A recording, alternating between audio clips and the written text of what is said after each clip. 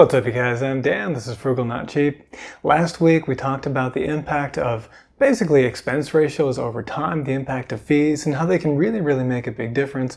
And actually they can override the tax savings that you might get from using tax advantage accounts like a 401k.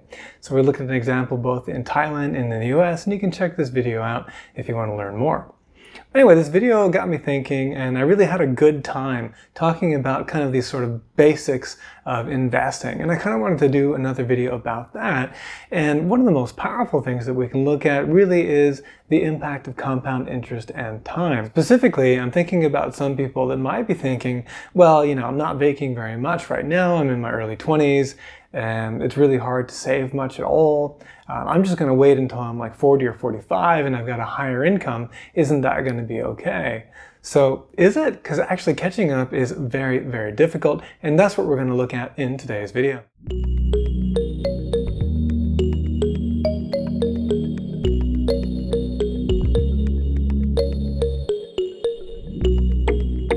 Alright guys, so this is a similar spreadsheet to the one that we used in last week's video, but I changed it a little bit to make it more appropriate for this specific scenario, and I think we can run through this fairly quickly, but I do think that the lesson is very powerful. Anyway, so the sheet is called Catching Up is Hard, and what we can do is look in the description for this video. In that description there's a link for resources. If you open that up, you'll be able to find this sheet. You can save a copy for yourself, play around with the different numbers, and look at this impact. Anyway, so we'll start off with kind of our baseline scenario, and this is someone that's going to be starting to save for retirement early on, and they're going to use a tax advantage account like a 401k. So this person, we're going to say that they're out of school, so they're making $50K a year. They've got 40 years to retire, so that means they're, let's say, 25 years old. We're going to assume a real rate of return of 7%. This is real, so an inflation-adjusted return of 7%, whereas the nominal return could be something more like 11 or 12%, but of course we want to take account inflation, and so all the numbers that we look at on this sheet are going to be kind of inflation-adjusted, so in today's dollars. Of course, they're not going to be able to invest $30,000, so let's modify this real quick. Let's say that they're pretty aggressive and they're able to save $10,000, so 1/5 of their gross income. That would be 20%. And these expense ratios, I left that in here just in case you're curious and you want to see the impact of it. It's really big, but we're going to assume that this individual is going to invest in things more like index funds that have very low fees, like 0.05%, 0.1%, maybe for like a target date fund, they're a little bit higher, maybe like 0.2%. And let's assume that, so 0.15%, let's say. Okay, get those decimal places out here so we can see them. There we go. All right, and so here on the chart, you can see we've got two things. We're tracking the portfolio balance over time, and we're also tracking the cost basis, which is the amount that we actually contributed into the account. Now, behind the scenes, though, you should know that I am assuming that we're going to invest a little bit more than that $10,000. This is assuming we can invest $10,000 after tax, and actually you do get a little bit of the tax savings using the 401k, so I'm putting that in here as well.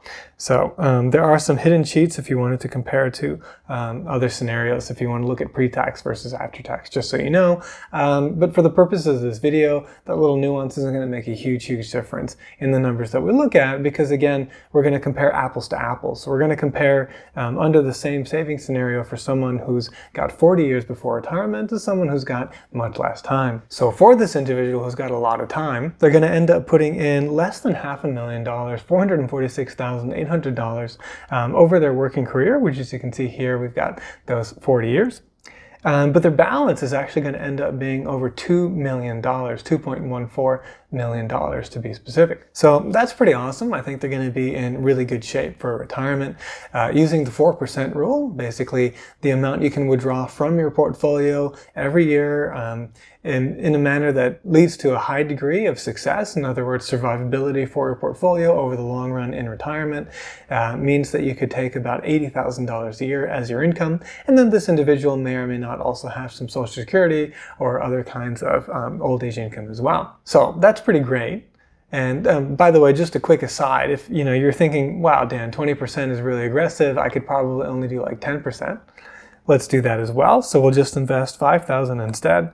Again, this is after tax. It's going to be a little bit more than that due to the tax savings.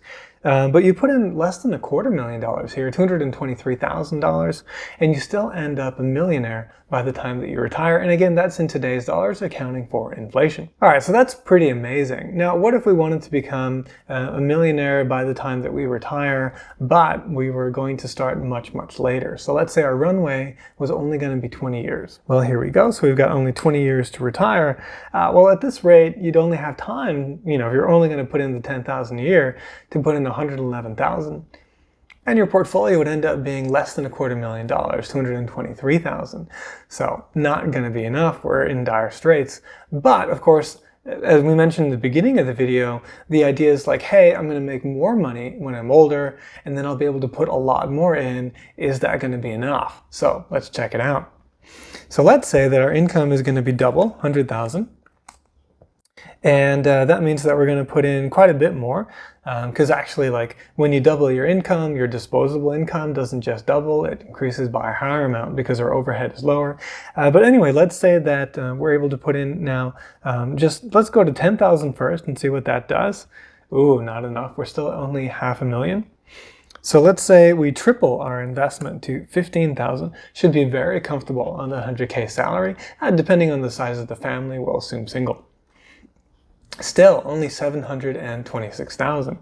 If we want to get up to that million, I think we're going to have to put in 20K a year, so we're back up to 20% of our gross. And that gets us to just shy of $1 million.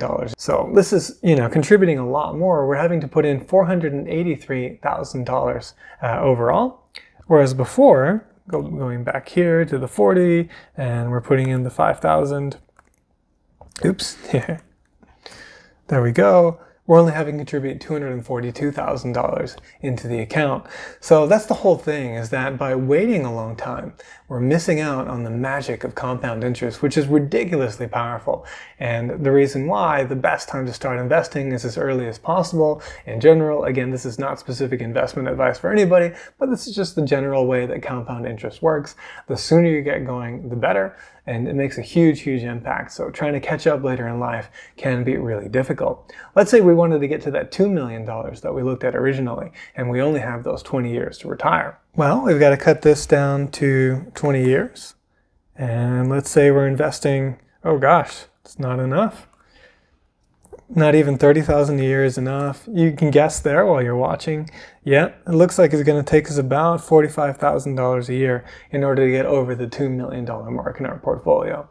So that's pretty wild, right? We'd have to save 45% of our 100K income for those last 20 years just to get to where we could have been if we started much, much earlier, being very aggressive. So there you have it, a little bit food for thought. The earlier we get going, the better. Hope you found that helpful. Enjoy the video. If you did, please hit the like button and consider subscribing. Thank you very much for watching, and I'll see you in the next video.